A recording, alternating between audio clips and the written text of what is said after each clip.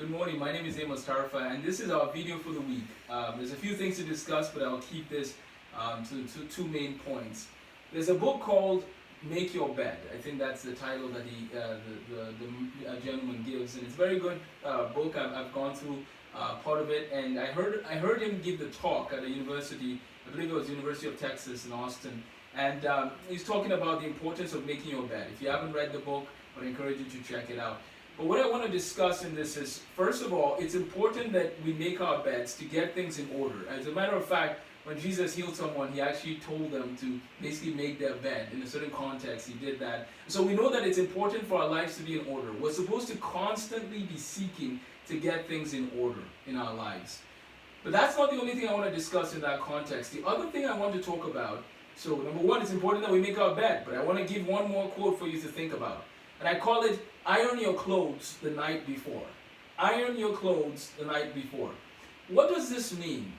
When I was in boarding school, and I feel like more and more now, I'm reflecting on lessons from my days in boarding school, and I'm realizing that there's so many lessons that I share with people, and many lessons that I should still be applying in my life. And so in boarding school, you have a schedule that you keep.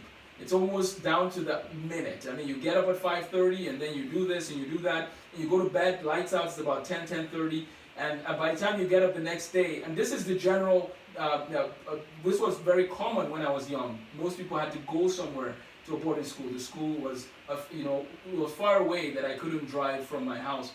But when I was at this boarding school, I learned a lot about discipline, and this is one of the things I want to pull out from that. From those days, and I'm sure we'll probably see more talks on this. One of the things that would happen is that the night before a specific day, for example, Sunday night, you finish preparing, you finish doing your homework.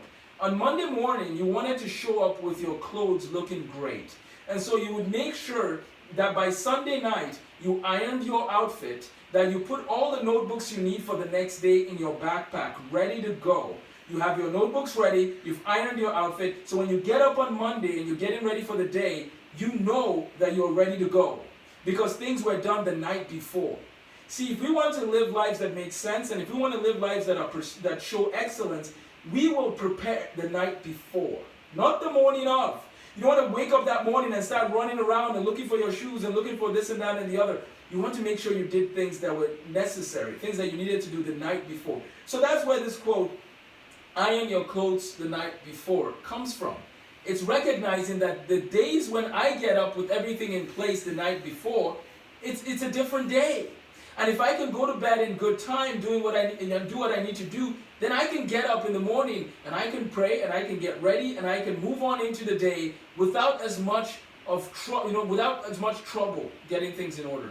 So I want to encourage you today. Now, some of you might say, well, I don't have clothes that need to be ironed. Well, the saying is basically discussing anything that needs to be done the night before. Do it the night before.